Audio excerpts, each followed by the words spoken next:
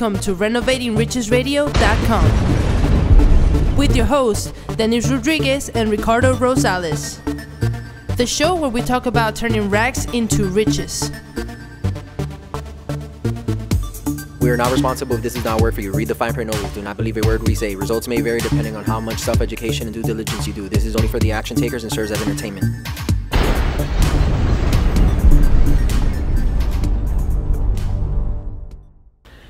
Good morning, everyone. We are obviously not in our regular studios. So, Ricardo, can you tell us where we at today?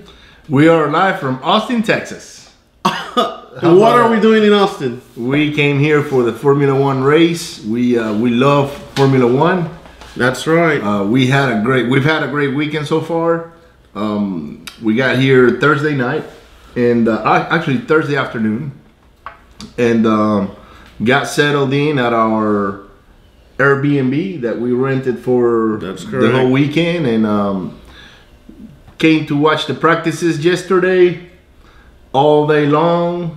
And then we got a chance to watch the Astros win last night. Yeah, go Astros.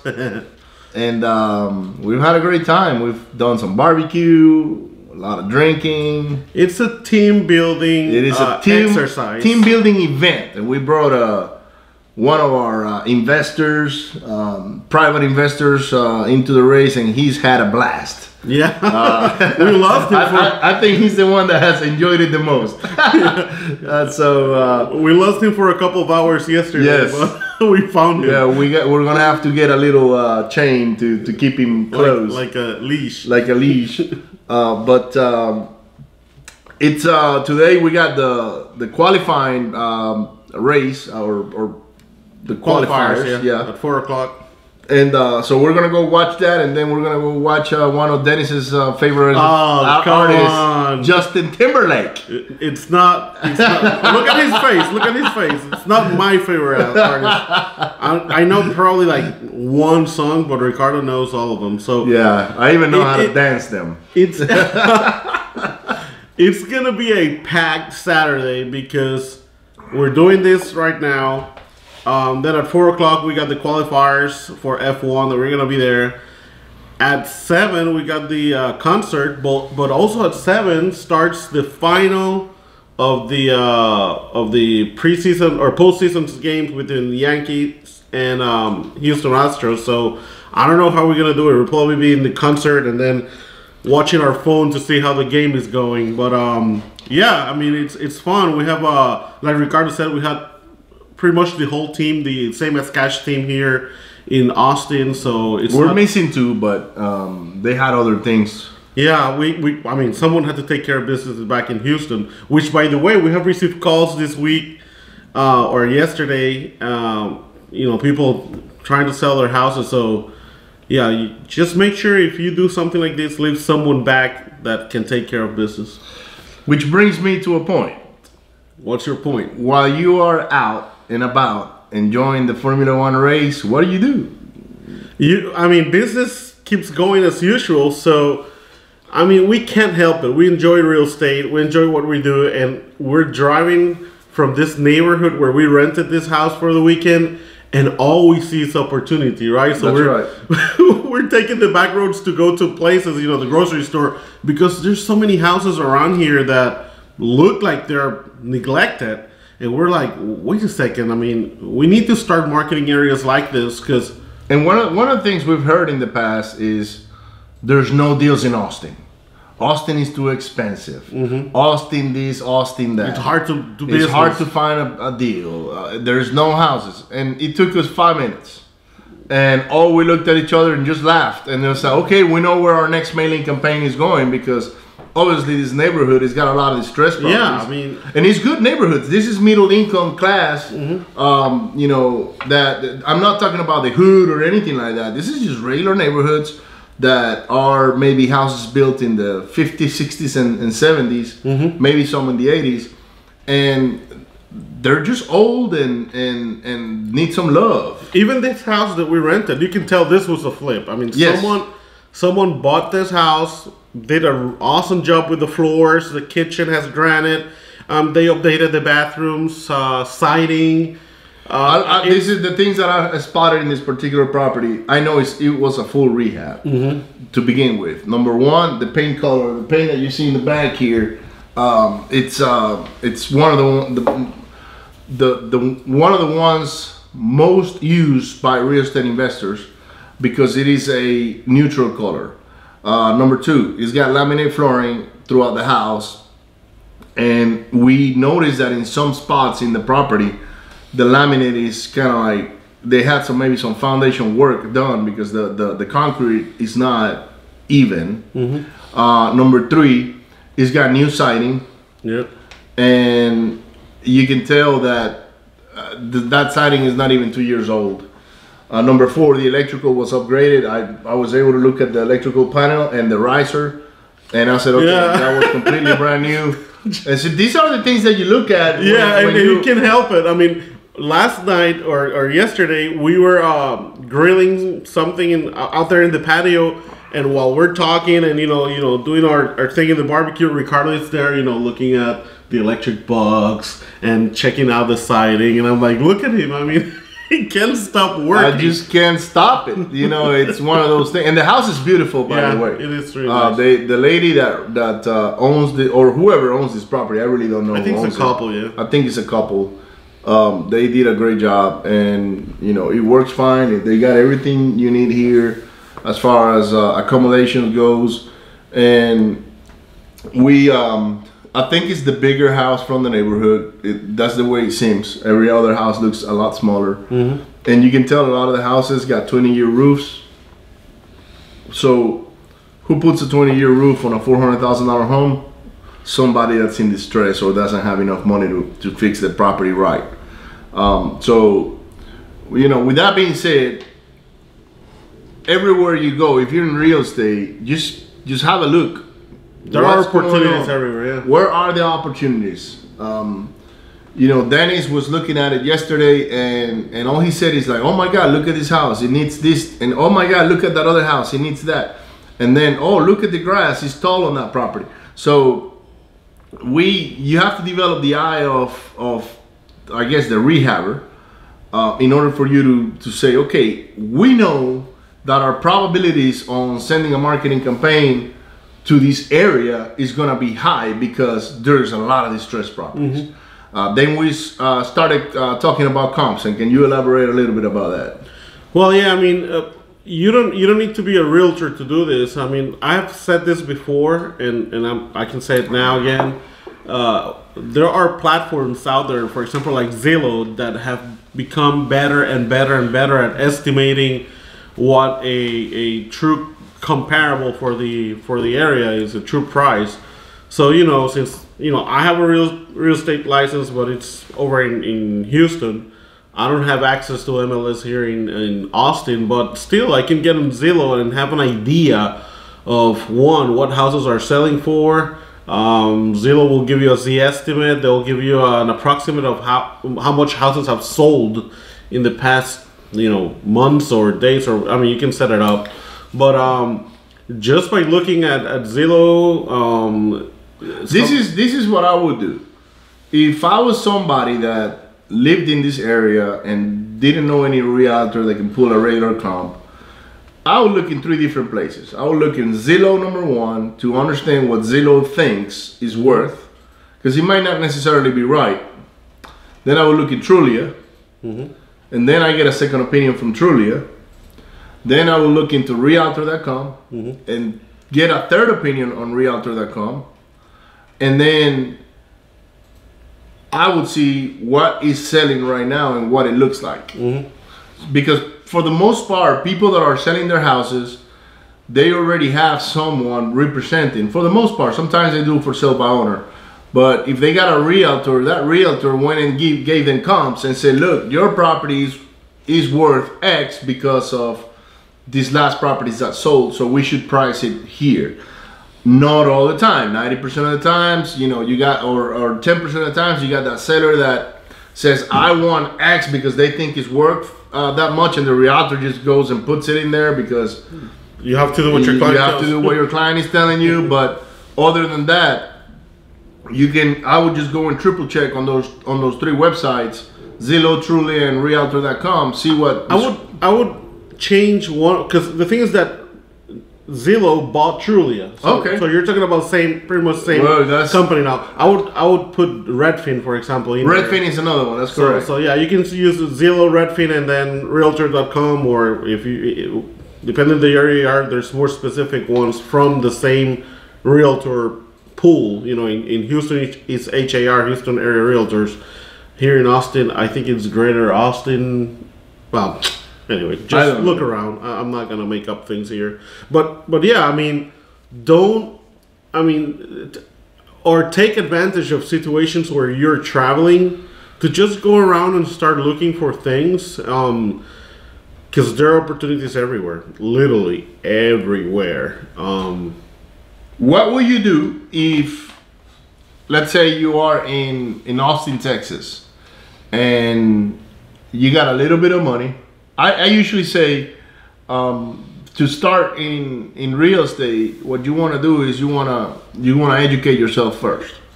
You want to know what 70% ARV means, after repair value, market value, all these terms, and then go find maybe a wholesaler that can start sending you deals for you to analyze them. Just analyze them. That doesn't mean you're going to go buy them. And say, okay, is this deal at 70% yes or no?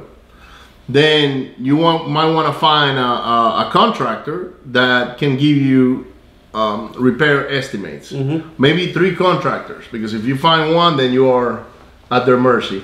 So if you find 3, then you can get multiple bids. You'll get the high, the low, and the medium. That's right. Or maybe you get all 2 high and 1 low, and then you're like, okay, what is the difference here? So find a few contractors and start going to these properties that the wholesalers are sending for you to analyze them and see if they're a fit or not. But before you make a move, if you don't have a mentor, what you want to do is you want to do that. You want to go visit properties over and over again. A lot of properties. Yeah, until you feel comfortable saying, okay, I can now buy my first investment property. And by any means, that's not gonna save you from making mistakes. That's not gonna save you from maybe overspending or overpaying, but it's gonna mitigate a lot of the issues you're gonna encounter in the future. And then, as you buy and fix your first 2 or 3 houses or whatever, if you want to be in the rental game or in the flip game or any of those big money transactions, invest in marketing in your own area. Start doing some yellow letters. Maybe some people like postcards.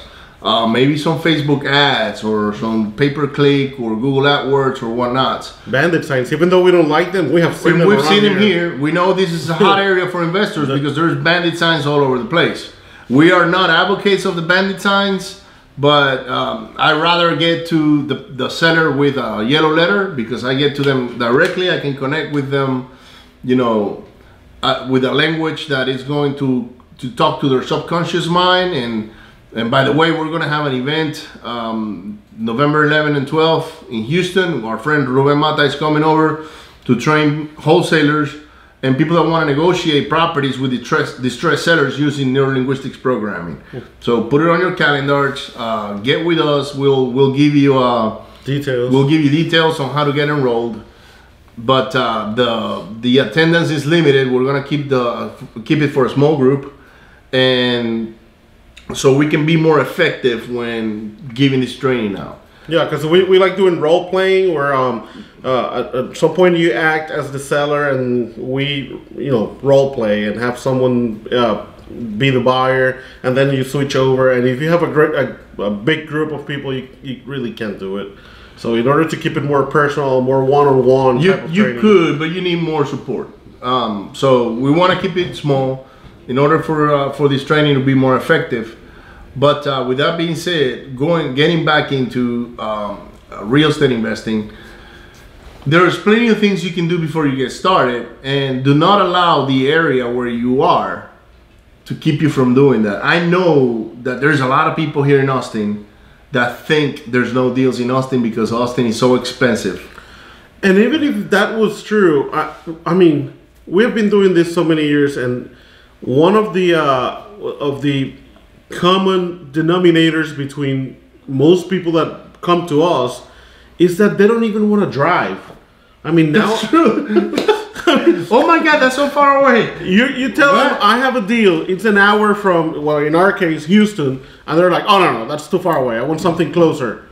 Listen, I mean, we have cars nowadays. It's not like you have to walk 10 miles. Just get in your car, drive for a little bit. On your way, you can, listen to some audiobooks and educate yourself. So it's not a waste of time, and then go see properties. So if you're in the Austin market and you say, no, there's no way, houses are $400,000, $800,000. How am I gonna be able to afford something? Okay, well, there are towns around. I mean, you got New Caney? No, New something, Brownsville's to the south. Look, and San Marcos. There's a bunch of little towns around. We wholesale the property not long ago actually a year ago now. It's New something. In right? Canyon Lakes. Canyon Gates. Lakes. Canyon Lakes. And we quickly found a high-profile investor in San Marcos. Yes. So don't limit yourself. Don't limit yourself. If you really want to do it, you're gonna do anything and everything it takes to make it work. If you're giving yourself excuses on, oh no, this is too far, or the lending is so expensive. Like I had this conversation last week with somebody that called me to complain or not complain, but I guess to voice his opinion on how expensive it was to get some sort of loan. And I said, are you complaining about the person that's actually funding you this deal and giving you the money to go flip this house and giving you an advance to start working on it? Really?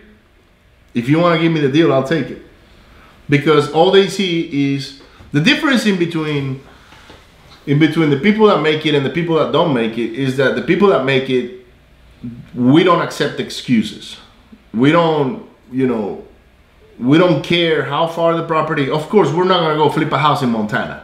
It's too far. We don't have the structure in place, But we're working on flipping houses in Tampa, Florida. We're working on flipping houses in Austin, Texas, in San Antonio, in Dallas, in areas where they're out of our comfort zone, but we know we can make it work because they're not that far away.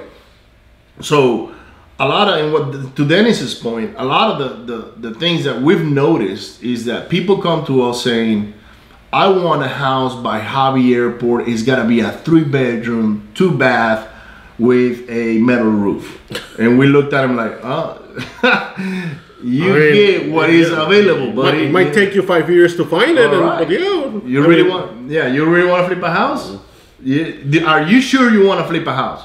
I am positive. I'm ready. I got my Harmony lending in place. I got my 12-month savings in place. I got all of these things. But when it comes to making a decision and pulling the trigger, it has to be a 5-hour drive from my house. Right. and this is the part that really boggles my mind, and I don't get it. They are willing to drive in traffic for an hour to get to their crappy job every morning, where they're stuck in an office and can't wait to get out, but they're not willing to drive the same amount of time to a potential profit-making deal where you're gonna see how flipping is done. You're gonna be able to see that there's another option for you out there that's not just working your 9-to-5 job with your boss that's it's driving you crazy.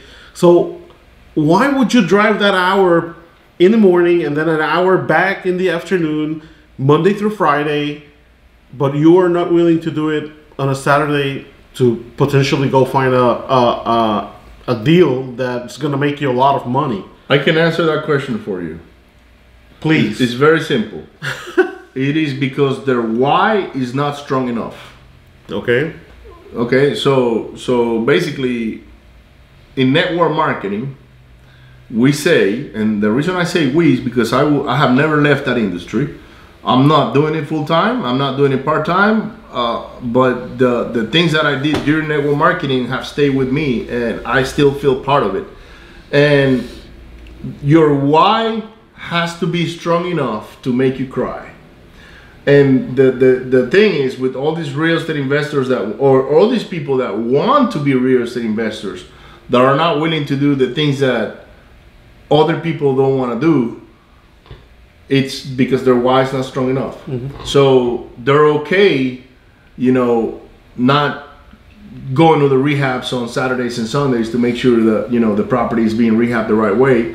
They want to go play, whatever it is that they do on the weekends instead of making it a priority.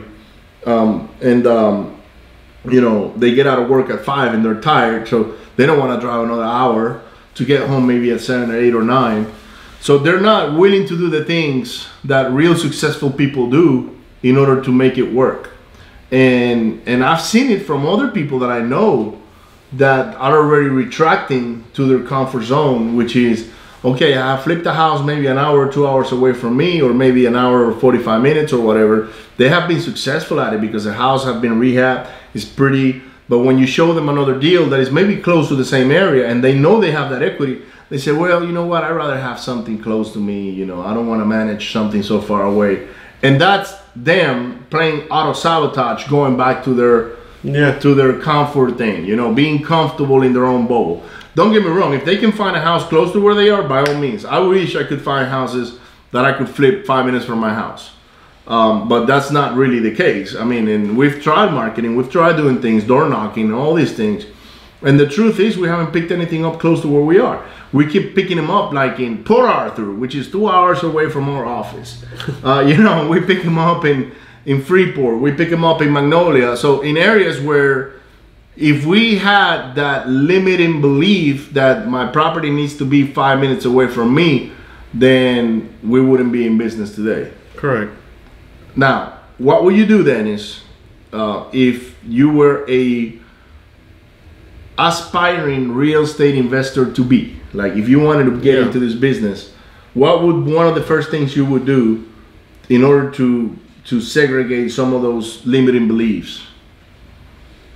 Well, you mentioned it. First of all, you need to educate yourself, but I'm going to say educate to a certain point. You can't spend your entire life reading books and listening to podcasts and audiobooks. You can, as long as you're doing it.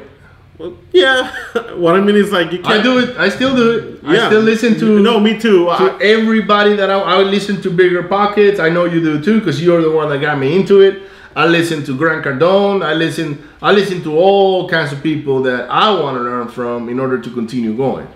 Correct. But I think what Dennis is saying is, don't wait to learn everything in order for you to start going. Yeah, that's my point. And thanks for clarification. But it's not like when you go to college, for example, it's 5 years or 4 years, whatever your degree is.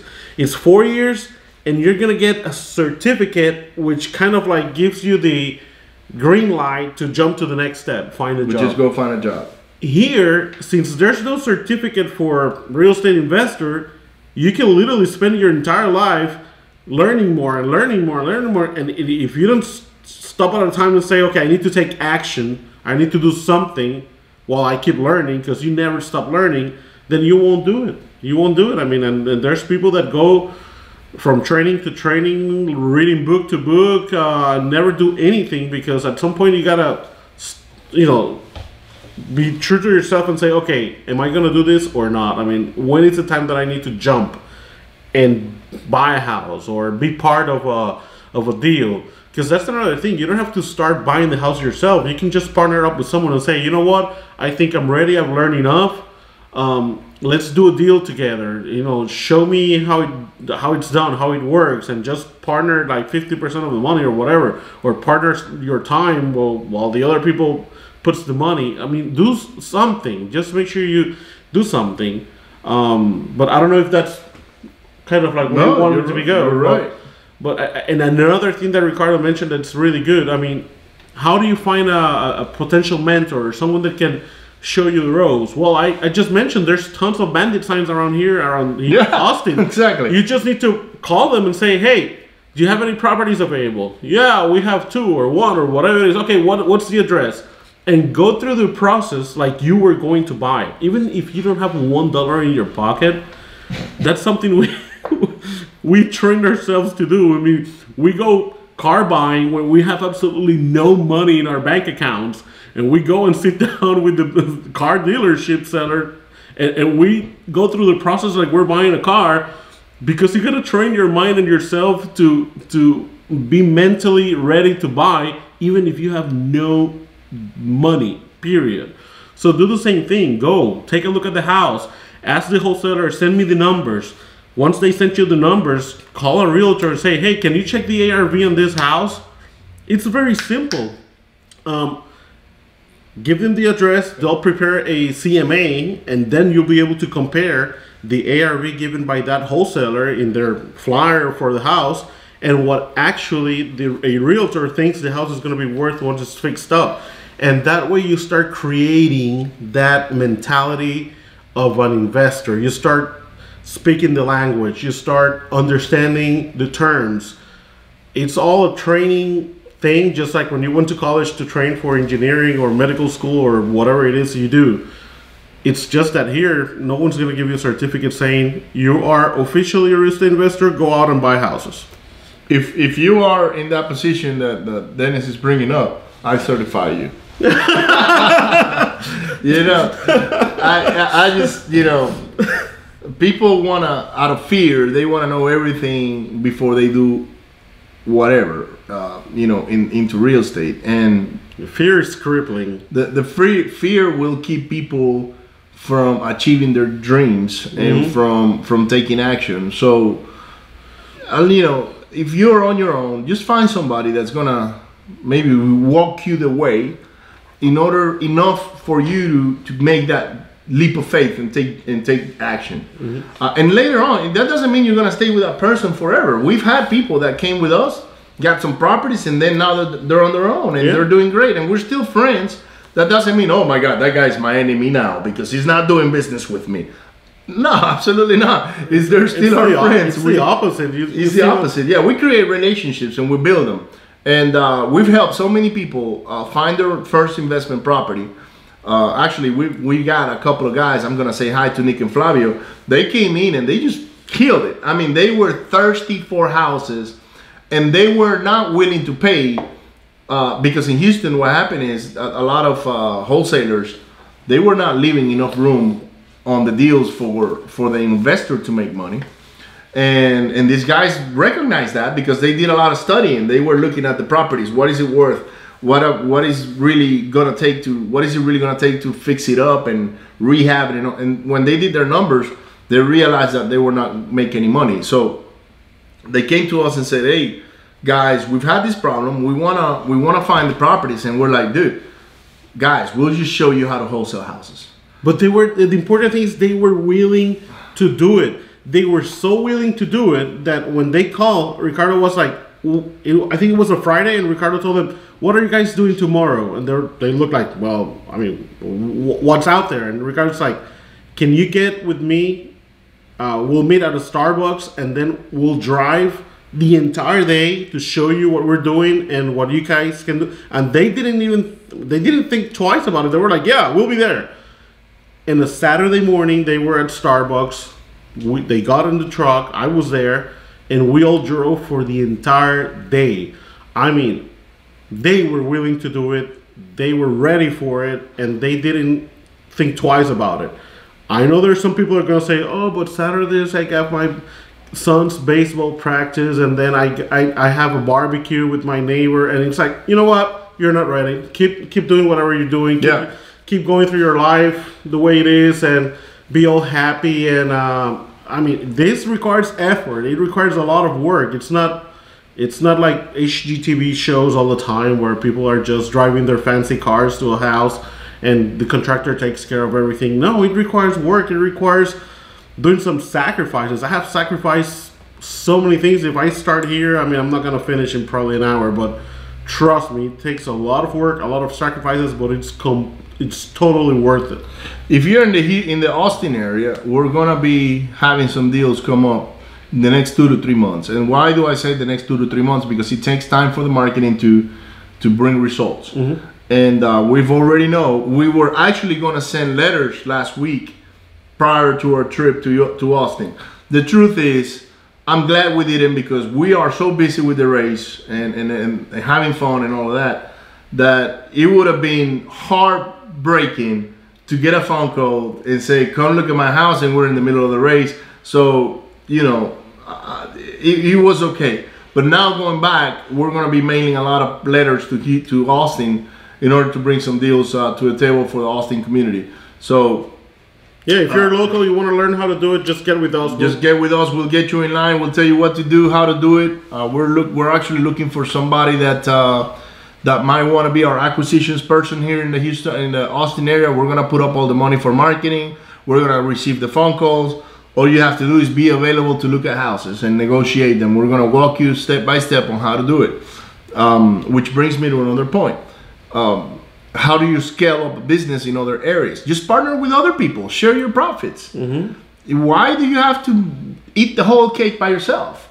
You know, I know Dennis and I are a little overweight, but we didn't eat the whole cake by ourselves. You know, so guys, just share the wealth and share the cake, and a lot more things are going to happen to you in this real estate business.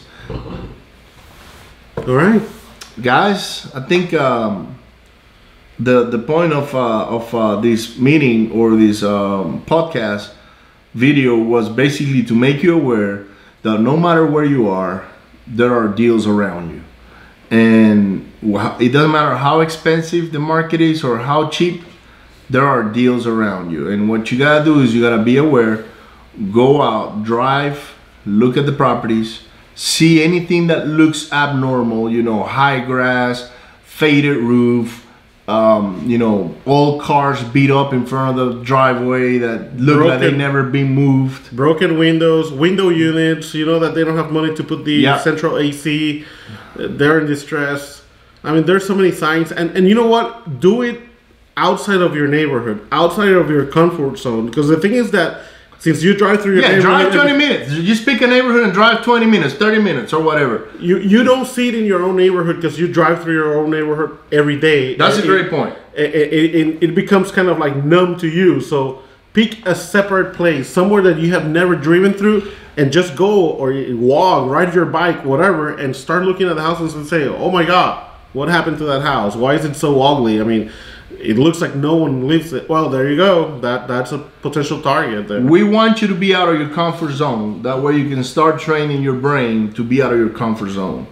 Yeah. And that what Danny suggested, it's a golden token, I would say, because that's a great way to train your brain to be out of your comfort zone. And you get used to, you have to get comfortable being uncomfortable. Oh my God, you read my mind. I was gonna say, Ricardo, I learned that from him some time ago.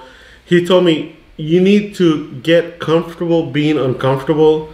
And to me, that was a mind-blowing. It was eye-opening. It was like, okay, this is what it takes. I mean, you need to get to a point where being uncomfortable is no longer uncomfortable. You get used to it. You get used to it. Not because that's how you want to live the rest of your life, but it sets your mind to tackle everything that can be thrown at you. And it keeps pushing you on the right direction, right? Because you're always out of your comfort zone. I will give you an example. I know we're about to finish the podcast, but I would like to touch up on this. If you're making $50,000 a year, and you've been making $50,000 a year for the last, 5 years, why should you make $100,000 a year? When you're already comfortable where you're already comfortable where you are. You know, maybe you're not comfortable money-wise. You might say, I want more, but you are really doing what it takes to do to get $50,000. That's it. If you do a little bit more, then you might get to $55,000 or $65,000. And then if you start doing certain things on Sundays and Saturdays and Sundays, then you might get to $75,000 while you still have that $50,000 job. So that doesn't mean that maybe you find another job that instead of making $50,000 or $60,000, now it makes $100,000. But it's because you're doing certain things that are gonna take you to be there, and those things are not gonna be comfortable. They're not gonna happen while you're on the couch waiting for something just to show up at your doorstep saying, Mr. So-and-so, here's your $200,000 a year job. Yeah, nobody's gonna come knocking at the door, offering you those kind of jobs. offering you deals and to do business together. You just need to go out and look for them. And well, our network of people, they do get those calls. Because when we get a deal under contract, we call them up. We think about somebody and we say, hey, why don't we call Carlos? Like we did last week. Mm-hmm. You put a house under contract 2 weeks ago, and you came to me and said, hey man, we got this deal in this certain area, and what do you think? You want to buy it? The first question from Dennis was I going to buy it? And I said, you know what? Let's just share the wealth. Let's call up a few people and see if somebody wants to pick up this deal. And because we did it late in the evening, in the morning, one of our associates showed up in the office, and he looked at the board and said, hey, what's up with that house that you got on the board? And I said, well, you want it? And he's like, what are the numbers? And I told him, you purchase price $75,000, you're gonna put 45 in it, worth 170. I'll take it. He didn't even hesitate. He said, I'll take it. And he literally got in his car and went to look at this house. Yep. And this was, again, more than an hour drive. Right. You have to be willing to do it. There's no other way. That's how business are done. That's how people that are successful, that's how they get there. They need to step out of their comfort zone and go and look for the opportunities. All right. So with that being said, ladies and gentlemen, we got some F1 races to go to. So next year, if you're interested, if you're really a F1 fan, hit us up. We're pretty sure we're going to be doing this yearly. It's lots of fun. And don't forget to subscribe. Our podcast is finally up and running, so get on iTunes, search for Renovating Riches, and subscribe. That way, every time we come up with a new show, you'll get an alert, and you can listen to it on your car. If you don't want to see these two beautiful faces, audio is fine. We're also on Google Play. What is it? Music. Google Play? Music. See, music. Okay, Google Play Music. I don't use Google. I'm an iTunes guy, Apple guy. But anyways, we're on Google. We're on iTunes. If you want to watch the videos, then go on YouTube, subscribe to our channel, share it with the people that you love and you think can find these entertaining and interesting. And that's it. With that, we'll see you next week after the races and when we get back to our hometown. And go Astros. Please win that game tonight. Have a good afternoon. Bye, everyone. Have a great weekend. Go ahead and find some houses. Bye. Bye. Welcome to RenovatingRichesRadio.com with your hosts, Dennis Rodriguez and Ricardo Rosales. The show where we talk about turning rags into riches.